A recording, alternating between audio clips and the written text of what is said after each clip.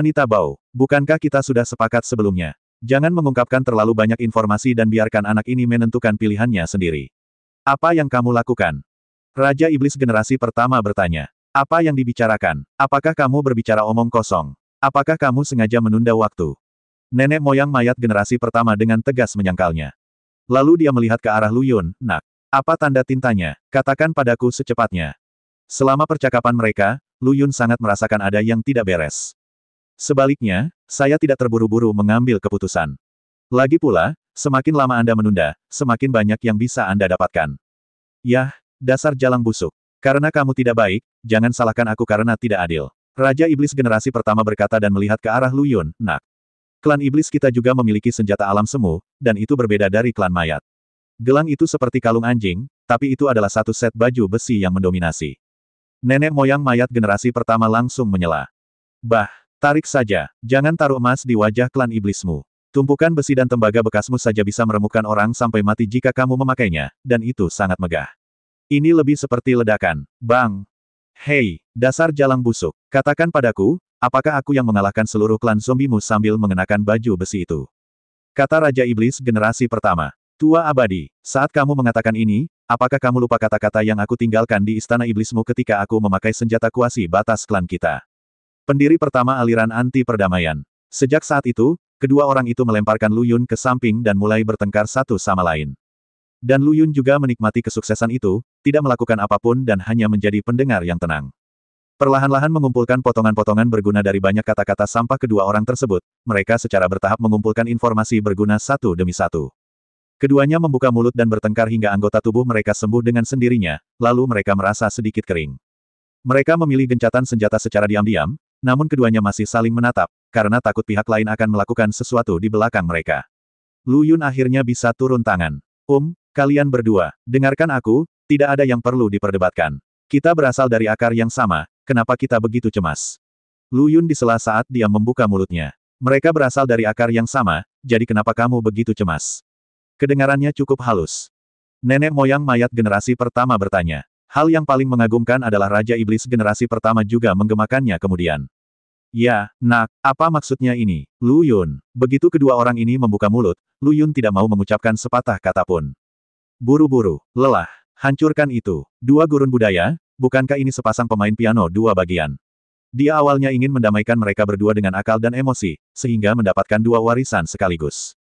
Berlebihan, sungguh berlebihan. Lu Yun sekarang memikirkan mengapa dia punya ide yang lucu. Melihat Lu Yun bahkan sudah lama tidak kentut, kedua orang ini justru bertanya padanya.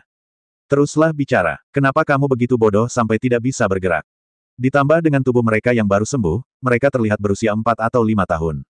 Katakan, apa yang kamu bicarakan? Apa yang ingin kamu katakan? Apa lagi yang bisa kamu katakan? Lu Yun berkata tanpa berkata-kata. Lu Yun baru saja mendapat ide di benaknya sekarang, dan dengan cepat memberitahunya cara keluar. Dia bahkan tidak menginginkan warisan itu, dia takut menjadi bodoh setelah menerima warisan dari kedua erk ini. Hah, itu benar, pikirkanlah. Baru pada saat itulah Lu Yun ingat bahwa dia datang ke ruang warisan ini bukan hanya untuk warisan Raja Iblis, tetapi juga untuk hal yang lebih penting. Kalian berdua, kudengar ada cara untuk keluar dari ruang tertutup di sini. Tahukah kalian berdua? Lu Yun bertanya. Nenek moyang mayat generasi pertama, saya tahu. Raja Iblis pertama, saya tidak tahu. Dua orang memberikan jawaban yang sangat berlawanan. Lu Yun, nenek moyang mayat generasi pertama dan Raja Iblis generasi pertama saling memandang. Nenek moyang mayat generasi pertama, saya tidak tahu.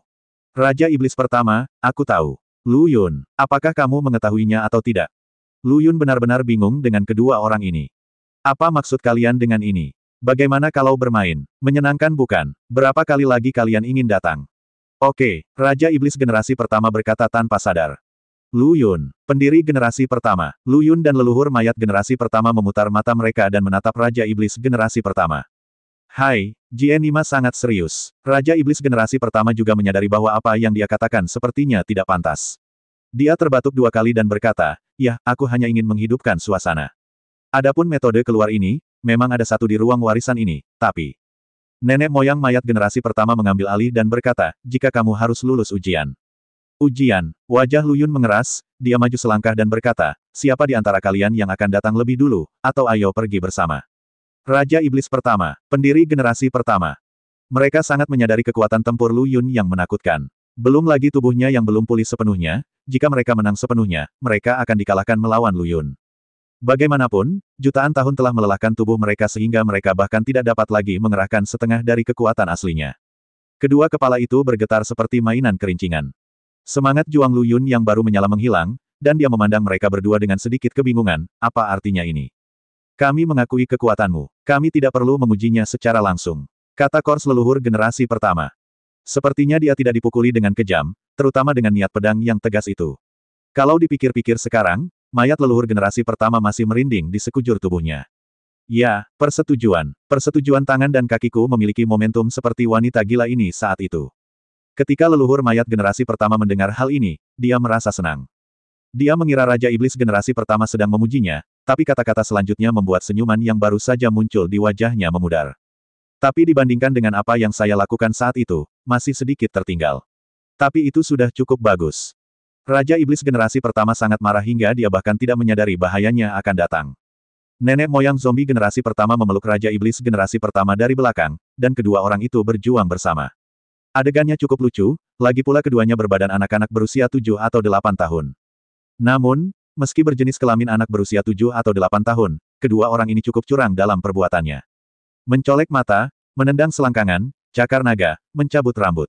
Adegan itu begitu tak tertahankan bagi Lu Yun sehingga ia akhirnya memisahkan keduanya. Dia tidak takut mereka berdua akan bertarung tanpa henti, tetapi terutama karena jika dia tidak ikut campur, Lu Yun takut dan Ziar Raja Iblis generasi pertama tidak akan mampu menahannya. Bagaimanapun, kami berdua laki-laki, jadi kami semua tahu sakitnya, belum lagi Lu Yun adalah pemimpin dari sekte penutup selangkangan. Nak, jangan hentikan aku. Aku harus membiarkan telur abadi, iblis tua ini terpisah hari ini. Kata nenek moyang mayat generasi pertama dengan arogan. Nak, bagus sekali. Tunggu aku pulih sebentar dan lihat apakah aku tidak bisa bangkit kembali. Raja Iblis generasi pertama ini sangat keras kepala. Namun, setelah mendengar ini, Lu Yun merasa ada yang tidak beres. Tangan yang memegang mayat leluhur generasi pertama terus berpikir untuk melepaskannya. Kalian berdua, ayo kita mulai urusannya dulu, oke. Sekarang beritahu aku cara keluar. Bertarunglah sesuka kalian, aku tidak akan pernah ikut campur. Kata Lu Yun, dengarkan apa yang kamu katakan. Kenapa aku tidak ingin mengatakannya lagi? Kata Raja Iblis generasi pertama. Lu Yun, tidak. Nak, nyawa iblis dipertaruhkan, jangan lepaskan. Raja Iblis generasi pertama melihat Lu Yun melonggarkan cengkeramannya di tangan leluhur mayat generasi pertama dan buru-buru memohon belas kasihan. Jika gadis ini diberi 2 pukulan lagi untuk memotong keturunannya, dia mungkin akan disingkirkan. Kalau begitu cepat katakan, Lu Yun mengancam. Nak, biarkan aku pergi dan aku akan segera memberitahumu. Nenek moyang mayat generasi pertama adalah orang pertama yang memotong Hu Dao. Jangan dengarkan dia, nak. Hati seorang wanita sedalam dasar laut. Air di sini sangat dalam dan kamu tidak dapat menangkapnya. Raja Iblis generasi pertama berkata, selama kamu jangan melepaskannya, aku tidak bisa tidak memberitahumu cara untuk keluar, dan aku juga akan menghancurkan iblis kita. Aku akan memberimu senjata kuasi batas klan. Nak, menjauhlah dariku. Aku bisa memberimu apapun yang bisa diberikan oleh makhluk abadi tua ini kepadamu, dan pikirkan sendiri, jika aku secara tidak sengaja mengalahkan makhluk abadi tua ini sampai mati. Senjata kuasi batas iblis tidak akan apakah itu masih milikmu. Petik 2. Itu masuk akal. Perkataan leluhur mayat generasi pertama benar-benar mencerahkan Lu Yun. Raja Iblis pertama, masuk akal. Nak, lepaskan aku secepatnya dan biarkan aku menendang telur abadi tua ini. Kata nenek moyang mayat generasi pertama. Tapi, apa yang kamu katakan tidak berdasar, bagaimana jika kamu tidak mengakuinya nanti? Lu Yun punya ide. Bagaimanapun, apa yang dikatakan Raja Iblis generasi pertama masuk akal. Jika nenek moyang mayat generasi pertama benar-benar menolak mengakuinya, dan ruang warisannya begitu besar, akan membutuhkan banyak usaha untuk menemukannya. Lu Yun tidak punya banyak waktu untuk disia-siakan di sini. Nak, lihat ini, kata Raja Iblis generasi pertama, sambil memuntahkan sepotong baju besi yang benar-benar hitam dan berkilauan dengan kilau logam. 4 binatang yang terlihat hidup juga bisa terukir di atasnya. Setelah dipakai bisa dikatakan sisi kiri jelek dan sisi kanan kusam, dada semrawut, dan punggung taoti.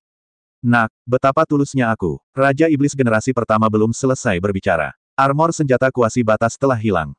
Adapun siapa yang melakukannya, tidak perlu dijelaskan terlalu banyak. Di mana itu? Di mana itu? Kenapa aku tidak melihatnya? Lu Yun berkata tanpa mengetahui apapun. Raja Iblis pertama, nak, kamu tidak bisa. Apa yang tidak bisa dilakukan? Apa yang tidak bisa dilakukan? Kamu jelas tidak punya apa-apa. Mungkinkah armor senjata kuasi alam klan iblis tidak transparan? Dia dan Lu Yunjiang dapat menyangkal alasan Anda dan membuatnya tidak masuk akal. Aku sangat marah pada Raja Iblis generasi pertama. Terkesiap. Jangan bertingkah seperti sapi, bersenandung saja. Cepat, atau aku tidak akan bisa memegang tanganku. Lu Yun berkata sambil tersenyum jahat. Lihat betapa beraninya kamu bertarung denganku. Aku tidak bisa menyembuhkanmu lagi. Nenek moyang zombie generasi pertama itu. Kesepakatan yang kita buat sebelumnya tidak dapat dihitung. Saya tidak meminta senjata kuasi batas klan mayat Anda. Saya hanya ingin Anda memberitahu saya cara keluar, dan saya akan membiarkan Anda pergi. Bagaimana dengan itu? Impian Lu Yun begitu keras. Sangat disayangkan dia bertemu dengan zombie generasi pertama yang sirkuit otaknya lebih aneh dari orang biasa. Apa maksudmu, Nak? Apakah kamu meremehkan senjata kuasi dunia klan mayatku? Kamu hanya berbohong kepada klan iblis, bukan klan mayatku. Saat dia menggelengkan kepalanya, kedua anting di telinganya terlepas. Saat jatuh ke tanah, ukurannya dengan cepat bertambah dan menjadi sepasang pelindung pergelangan tangan. Lu Yun, saya terburu-buru memberikan manfaat, dan ini pertama kalinya saya bertemu Lu Yun. Lu Yun melihat gelang di tanah, yang diukir dengan dua binatang buas yang belum pernah dia lihat sebelumnya. Yang satu tampak seperti kera, dengan kepala putih dan kaki merah, dan yang lainnya bertubuh lembu, berekor ular, dan kepala putih. Ini adalah pertanda perang, Zuyan, dan Dewa Bencana Fei. Dikatakan bahwa dimanapun Zuyan berada, perang terus berlanjut selama bertahun-tahun, dan mayat berserakan ribuan mil jauhnya. Dimanapun Fei berhenti, di situ akan ada tanah longsor, tsunami, gempa bumi, dan banjir. Jalan Sains RH, Lu Yun. Jika semua senjata kuasi dunia dari klan zombie dan klan iblis dikenakan di tubuh, seberapa kuatkah Nima untuk mampu menahannya? Seluruh tubuhnya penuh dengan binatang buas dan binatang bencana. Nak, apa maksudmu? Kenapa kamu tidak segera menyimpannya? Kenapa? Aku memberimu senjata dunia semu dan kamu bahkan tidak menginginkannya. Kata leluhur mayat generasi pertama dengan wajah muram. Menurutnya, Lu Yun memiliki dua sikap yang sangat berbeda terhadap senjata kuasi batas klan iblis dan terhadap senjata kuasi batas klan zombie, yang satu tidak sabar dan yang lainnya enggan. Bagaimana ini tidak membuatnya marah? Orang-orang membicarakan hal ini, jadi jika Anda tetap acuh tak acuh, itu tidak sopan. Lu Yun dengan cepat memasukkan sepasang pelindung pergelangan tangan ke dalam ring luar angkasa.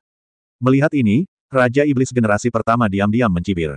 Dia hendak mengucapkan beberapa kata kegembiraan, tetapi melihat mata pembunuh dari mayat leluhur generasi pertama, Raja Iblis generasi pertama menelan kembali kata-kata yang terlintas di benaknya, bibir. Meskipun dia terlihat seperti ini sekarang, dia bukanlah iblis atau hantu, tapi dia belum cukup hidup. Kalian semua memberiku senjata kuasi batas itu, mengapa kalian tidak mengambil kesempatan ini untuk mengemas warisan kalian dan metode keluarnya dan memberikannya kepadaku? Lu Yun berkata sambil menggosok tangannya. Nak, kamu berpikir sangat indah.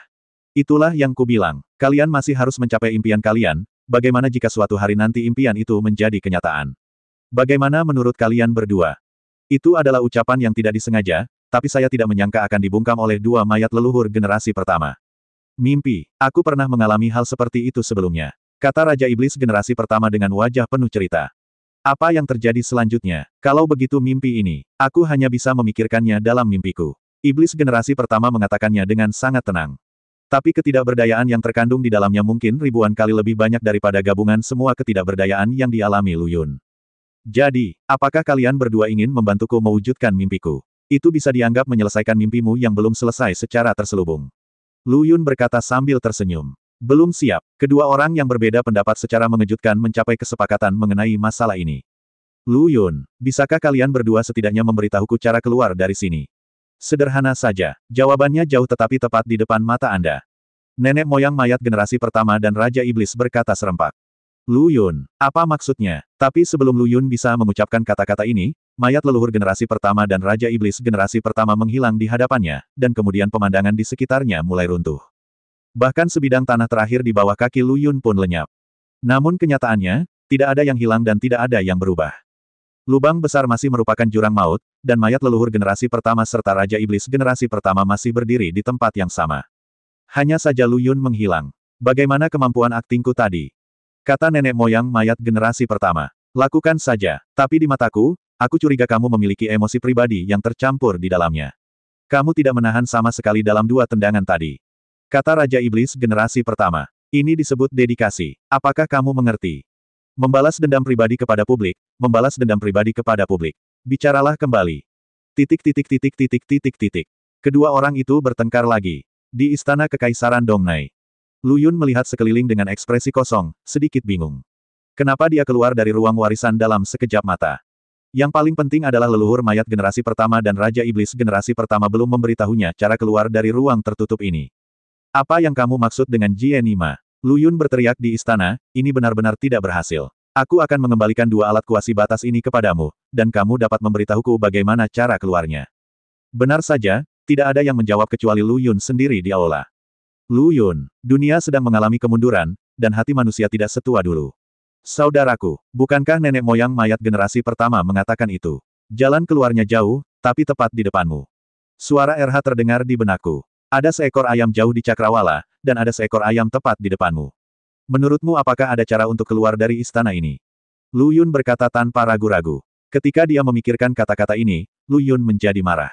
Jika dia mengetahui hal ini, dia mungkin akan menggantung kedua orang itu dan memukuli mereka. Jika tidak ada yang lain, setidaknya hilangkan amarahmu. Jangan berkecil hati, saudaraku. Ada banyak tempat persembunyian di istana ini. Misalnya, di belakang kursi di platform tinggi, atau di atas pilar-pilar ini, mungkin jalan keluarnya tersembunyi di dalamnya. RH menyebutkan beberapa tempat berturut-turut. Tidak, RH, apakah kamu memperlakukan orang lain sebagai orang bodoh? Jika ada cara untuk keluar di tempat yang begitu jelas, akankah zombie dan iblis yang telah berada di ruang tertutup ini selama jutaan tahun tidak dapat menemukannya? Lu Yun tidak percaya sama sekali. Menurutnya, aula ini mungkin telah dirobek oleh keturunan klan zombie dan klan iblis. Jika ada yang tidak beres, seharusnya sudah diketahui sejak lama.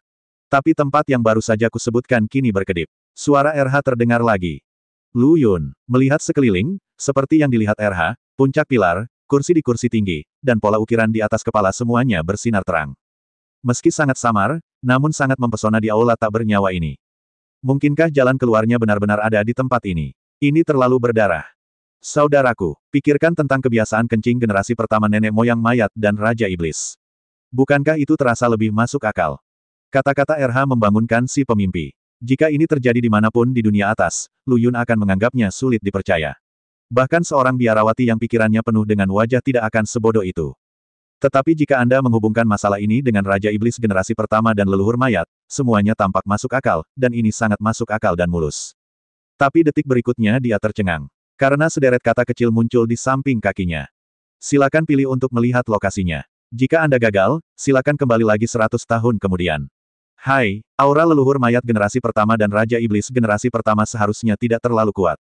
Jika Lu Yun masih ragu sekarang, dia bisa yakin sekarang. Hanya dua orang idiot itu yang bisa memikirkan kata pengingat yang bodoh itu. Kebanyakan orang tidak bisa mencapai konsentrasi seperti itu. Pasti kamu, RH. Tapi entah kenapa, RH selalu merasa kata-kata ini terdengar kasar. Sepertinya Anda tidak memujinya, tapi seperti Anda memarahinya. Memilih. Aku memilih adikmu. Saya khawatir hanya anak-anak dan generasi muda dari klan iblis dan klan mayat yang dapat memilih. Kesadaran menyebar dan langsung menutupi seluruh istana. Dia mengamati semua tempat terang di aula. Sebagian besar area terang itu kosong, kecuali kursi di platform tinggi, yang memiliki sedikit tonjolan sehingga tidak terlihat dengan mata telanjang. Jika bukan karena cahaya terang yang menandainya, Lu Yun mungkin tidak akan bisa menemukannya, apalagi iblis yang ceroboh dan keturunan zombie itu apa yang ada di kursi itu berbeda. Tapi Lu Yun tidak mengerti bahwa Raja Iblis generasi pertama dan leluhur mayat generasi pertama dirancang dengan cara ini tanpa niat membiarkan klan mayat dan klan iblis melarikan diri dari sini. Lagi pula, dengan kekurangan pada jiwa iblis dan mayat, mereka tidak dapat menggunakan indera spiritual mereka untuk mendeteksinya, sehingga tidak mungkin menemukan tonjolan di kursi. Lu Yun bingung dan berhenti memikirkannya. Jika Anda punya waktu, mari pelajari cara keluar dulu. Berjalan ke platform tinggi, Lu Yun dengan lembut menekan tonjolan di kursi. Setelah sekian lama, Lu Yun melihat ke aula utama di mana tidak terjadi apa-apa dan berpikir keras. Perasaan ditipu menghampiriku. Ini penipuan. Lu Yun langsung menendang kursi itu. Saat kursi itu membuat gerakan parabola di udara, seluruh aula mulai bergetar. Lu Yun, ini, guncangan di aula utama menjadi semakin hebat, dan debu berjatuhan dari balok dari waktu ke waktu, membuat orang merasa bahwa bangunan itu runtuh dan bisa runtuh kapan saja. Saudaraku, lihat keluar, suara RH terdengar. Lu Yun melihat keluar aula, dan seberkas sinar fajar bersinar secara tak terduga. Saya sudah terbiasa melihat langit redup di ruang tertutup, namun sekilas, sinar fajar ini sebenarnya agak menyilaukan. Lu Yun bergegas untuk memeriksa, bagaimana mungkin fajar muncul di ruang tertutup ini. Kalau ada yang tidak beres, pasti ada monster. Ketika Lu Yun datang ke gerbang istana, pusaran luar angkasa besar yang menutupi seluruh alun-alun muncul di matanya di alun-alun di luar aula. Sinar fajar bersinar dari sini. Aku akhirnya bisa keluar. Lu Yun berteriak keras. Tapi begitu dia melangkah keluar, dia dihentikan oleh RH, saudaraku. Tunggu sebentar. Apa yang sedang kamu lakukan? RH, tidakkah kamu terlebih dahulu memastikan kemana arah pusaran luar angkasa ini? Bukankah agak berbahaya untuk masuk seperti ini? Kata RH, saya menyadari bahwa ada bahaya. Saya tidak ingin tinggal di tempat sialan ini sedetik pun. Lu Yun berkata bahwa dia akan terjun ke pusaran luar angkasa dan meninggalkan sederet kata di pintu. Pusaran luar angkasa perlahan menghilang, dan dua sosok anak muncul di tempat Lu Yun berdiri tadi. Anak ini cukup pintar, kata nenek moyang mayat generasi pertama. Kuharap dia tidak mengecewakan kita. Raja Iblis generasi pertama berkata dengan ekspresi jelek, menutupi selangkangannya dengan kedua tangannya, seolah dia sedang menceritakan sesuatu dalam diam. Ngomong-ngomong, sudahkah kamu memberikan warisanmu kepada anak laki-laki itu? Tanya nenek moyang mayat generasi pertama. Ya, kamu sudah membicarakan hal ini sejak anak ini pertama kali masuk. Beraninya aku lupa, semuanya ada dalam set baju besi binatang buas itu. Raja Iblis generasi pertama berkata, namun, vitalitas klan mayatmu telah rusak parah kali ini.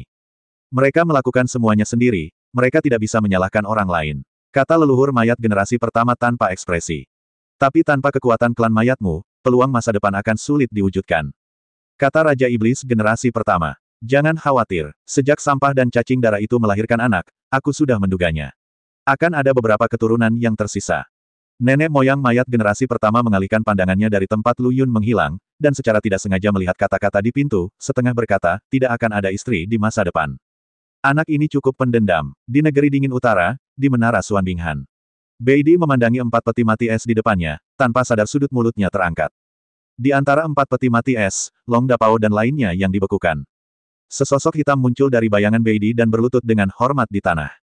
Beidi, semuanya sudah diatur. Ya, bagus sekali. Saat Bai Ye mendengar ini, awalnya dia tidak terkejut, tapi terkejut. Dia telah mengikuti Beidi setidaknya selama puluhan ribu tahun, dan ini pertama kalinya dia melihatnya memuji seseorang.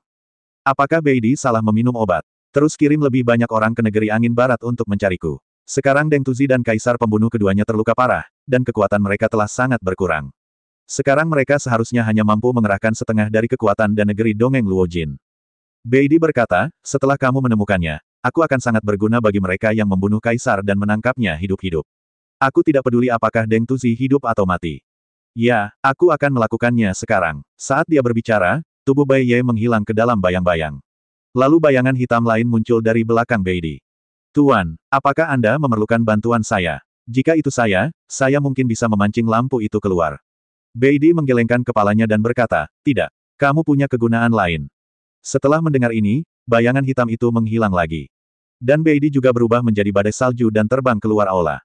Saat dia muncul lagi, dia sudah berada di Menara Tiandi. Bagaimana Anda mengerjakan tugas yang diberikan kepada Anda?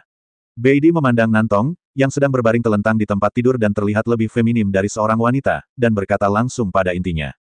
Belum ada kabar, aku tidak tahu di mana anak itu bersembunyi. Aku sudah mencari hampir di 4 benua, tapi aku bahkan tidak bisa menemukan bayangannya. Nantong berkata dengan depresi. Bagaimana dengan Kaisar Pengobatan? Kamu belum menemukan informasi apapun, kan? Beidi terus bertanya. Ini adalah berita. Dapat dipastikan bahwa Kaisar Pengobatan tidak tinggal di tanah Nanyu. Ada kemungkinan besar dia berada di Pulau Zhongzu sekarang. Mendengar ini Beidi berbalik dan pergi. Tapi sehelai sutra merah cerah melilit pergelangan kakinya. Xiao Bingbing, di luar sudah larut, kenapa tidak bermalam di sini malam ini? Kebetulan aku baru mempelajari beberapa postur baru, yang pasti akan membuatmu ingin berhenti. Kata Nantong dengan wajah menawan, dan suaranya membuat orang mati rasa. Tapi Beidi masih memiliki wajah ikan mati dan tidak tergerak sama sekali. Sutra merah di pergelangan kaki juga terbungkus lapisan pecahan es, dan kemudian hancur menjadi debu es merah yang tak terhitung jumlahnya, berserakan di tanah. Meski aku agak kedinginan, orientasi seksualku normal. Beidi meninggalkan sepatah kata pun dan pergi. Ketika Nantong mendengar ini, dia mencibir dan bergumam, jika kamu tidak melakukannya, kamu tidak melakukannya. Kamu berdarah dingin, bah. Tapi Nantong juga sangat penasaran, di mana Lu Yun bersembunyi. Sejak anak itu muncul sekali di bagian selatan negeri Donglai, dia tidak pernah terlihat lagi. Sepertinya dunia telah menguap. Setelah Beidi meninggalkan Menara Tiandi, dia tidak kembali ke rumah, melainkan bersiap untuk pergi ke negeri Donglai. Diskusikan dengan Zikong kapan harus menyerang Pulau Zhongzu dan menangkap Kaisar Abadi. Lu Yun hampir memuntahkan empedunya. Mengapa pusaran air di ruang Jianima dirancang seperti toilet siram? Kalau dipikir-pikir sekarang, perutku masih mual. Lu Yun baru saja menjauh ketika dia melihat turbulensi ruang dan waktu datang ke arahnya. Baru pada saat itulah dia menyadari bahwa dia sebenarnya berada dalam turbulensi ruang angkasa. Pintu masuk ke Jianima ada di Kekaisaran Donglai, kok pintu keluarnya ada di turbulensi luar angkasa? Lu Yun mengeluh. Dan pada jarak sedekat itu, dia tidak bisa melarikan diri sama sekali. Ah, tidak sakit. Lu Yun menggaruk kulit yang terkena turbulensi ruang dan waktu. Selain sedikit gatal, bahkan tidak meninggalkan bekas apapun di kulitnya. Lu Yun tiba-tiba teringat bahwa meskipun dia masih dalam kesempurnaan agung alam abadi surgawi Tai, tubuh fisiknya tidak lagi seperti dulu. Gejolak ruang dan waktu yang bisa membunuhnya kapan saja di masa lalu kini hanya bisa digelitiknya. Haha, mulai sekarang, Guru, saya bisa berjalan menyamping dalam aliran ruang yang bergejolak. Dikatakan bahwa Lu Yun mengalami dua turbulensi ruang waktu satu demi satu. Jangan tanya kenapa, dia hanya disengaja dan tidak bisa mati. Saudaraku, berhenti bermain. Mari kita cari tahu mana yang lebih baik dulu, oke. Suara RH terngiang-ngiang di benaknya. Ya, aku hampir terbawa suasana. Seberapa dekat ini? Bukankah kamu sudah terbawa suasana? Lu Yun melihat sekeliling dan merasa sedikit sedih. Belum lagi di mana ini, sekarang dia bahkan tidak dapat memahami hal yang paling mendasar. Sekilas semuanya gelap gulita. Kamu harus bergantung padaku saat ini. Saudaraku, RH berkata dengan bangga, sekarang saudara. Ruang bergolak tempatmu berada adalah antara wilayah Tanah Nanyu dan Tanah Angin Barat. Lu Yun, saya sebenarnya diteleportasi ke sini. Hal ini mengingatkan Lu Yun akan jurang langit yang dia lihat dalam aliran ruang yang bergejolak ketika dia dan Ping Lu menyelundupkan ke negeri Angin Barat, serta sosok putih yang berdiri di depan jurang langit. Rasanya luar biasa pada awalnya, dan saya bahkan tidak berani berpikir bahwa suatu hari saya akan dapat melakukan perjalanan dengan bebas melalui turbulensi ruang ini. RH melanjutkan, saudaraku, arah yang kamu hadapi adalah negeri Angin Barat, dan di belakangmu adalah negeri Nanyu. Kamu berada tepat di tengah-tengah dua wilayah ini. Itu sempurna. Sekarang kita tidak hanya bisa kembali ke negeri Angin Barat, tapi kita juga bisa mampir untuk melihat apakah kita bisa bertemu dengan sosok putih itu lagi. Setelah mengambil keputusan, Lu Yun berangkat. Dan di negeri Angin Barat, di gunung tak dikenal. Deng Tuzi yang berlumuran darah sedang duduk di atas seekor binatang mirip harimau, yang tidak lain adalah 4 binatang buas itu, namun pada saat itu, ada bekas luka di seluruh perut, dan masih berlumuran darah. Menghadapi ratusan Dzogchen dan biksu alam abadi emas setengah langkah di depan mereka, ekspresi mereka masih berubah.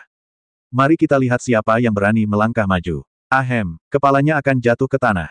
Yao Zhu, yang duduk, meraung marah. Untuk sesaat, tak seorang pun di antara para biksu yang berani melangkah maju. Tetapi Deng Tuzi tahu di dalam hatinya bahwa kekuatannya sudah habis, dan racun dingin di tubuhnya terus-menerus menggerogoti dirinya. Sekarang dia hanya memiliki separuh hidupnya yang tersisa. Oleh karena itu, penting untuk menyerang terlebih dahulu dan menakuti para biksu ini, untuk mendapatkan lebih banyak waktu penyembuhan bagi kaisar pembunuh. Yongzu dan Deng Tuzi terhubung satu sama lain, menurunkan tubuh mereka, dan langsung melompat ke arah para biksu. Dengan cakar dan taring yang tajam, mereka merenggut puluhan nyawa dalam sekejap. Ketika semua beku melihat ini, hati dan kantong empedu mereka menangis dan mereka berpencar seperti burung dan binatang. Seseorang mencoba menstabilkan situasi kacau dan berteriak, jangan takut, semuanya. Dia melawan dengan seluruh kekuatannya. Kami, orang-orang besar, akan mampu menaklukkannya bersama-sama. Terlebih lagi, kaisar pembunuh bersembunyi di gua di belakangnya. Namun tidak ada biksu yang mendengarkan sama sekali, mereka hanya berpikir untuk melarikan diri. Namun tiba-tiba bayangan hitam melompat keluar dari kerumunan dan menembus dada Deng Tuzi. Sampai Lu Yun melihat negeri Angin Barat muncul di Cakrawala, dia tidak pernah menemukan jurang yang sangat besar lagi. Itu membuatnya merasa sangat menyesal. Saya awalnya ingin melihat pemandangan spektakuler itu. Sepertinya tidak ada peluang, tetapi jika Anda memikirkannya dengan hati-hati, masuk akal untuk tidak melakukannya. Bagaimanapun, sosok putih itu telah memperbaikinya. Sudah kurang dari setengah tahun, dan perbaikan telah selesai secara normal. Mengenai masalah ini, Lu Yun tidak memiliki terlalu banyak keterikatan, yang justru membuat RH menghela nafas lega. Lagi pula, lebih baik jangan biarkan kakakmu mengetahui beberapa hal sedini mungkin. Namun ketika Lu Yun baru saja melangkah ke negeri Angin Barat, langit yang semula cerah tiba-tiba berubah menjadi awan tebal, disertai kilat dan guntur. Lu Yun, dia bergegas ke langit, mengepalkan tangan kirinya, dan meninju. Ruang itu runtuh dan awan gelap menyebar. Aku senang kamu menyambutku, tapi aku tidak suka caramu menyambutku. Lu Yun berkata dengan dominan ke arah langit. Anda masih berpikir bahwa dia adalah biksu kecil dari alam abadi Taiyitian yang diizinkan untuk dimanipulasi oleh orang lain. Lu Yun awalnya mengira bahwa provokasi seperti itu akan menghasilkan serangan balik yang lebih kejam dari surga. Alhasil, setengah hari berlalu dan tidak ada satupun kentut. Merasa bosan, Lu Yun menghilangkan kesadarannya, dan senyuman bercanda di wajahnya menghilang, digantikan oleh kemarahan yang tak terkendali. Lu Yun membuka ruang di depannya dan terjun ke dalam. Sebaliknya luka kejut di dada Deng Tuzi masih mengeluarkan darah hitam mengeluarkan bau busuk. Rupanya pisau tadi beracun. Jangan takut, semuanya. Racunnya telah menyebar ke seluruh tubuh lelaki tua ini sekarang. Ikutlah denganku dan serang. Bunuh dia. Tiba-tiba semua biksu berbondong-bondong mendatangi Deng Tuzi. Apa aku tidak takut padamu? Tao Tao, bunuh aku, teriak Deng Tuzi, dan banyak darah hitam muncrat dari mulutnya. Yao Zu meraung marah, mata coklatnya berubah menjadi merah, dan auranya meningkat satu tingkat. Rupanya Deng Tuzi lah yang merapalkan mantra rahasia padanya. Menghadapi pengepungan 4 hingga 500 biksu, dia tidak menunjukkan rasa takut dan menahan serangan mantra yang luar biasa, merenggut nyawa satu demi satu biksu. Sekalipun dagingnya terkoyak, dia tidak peduli, dia hanya ingin membunuh. Dan ketika Deng Tuzi dan Yao Zu dikepung, sekelompok biksu ingin mengambil kesempatan itu untuk menyelinap ke dalam gua.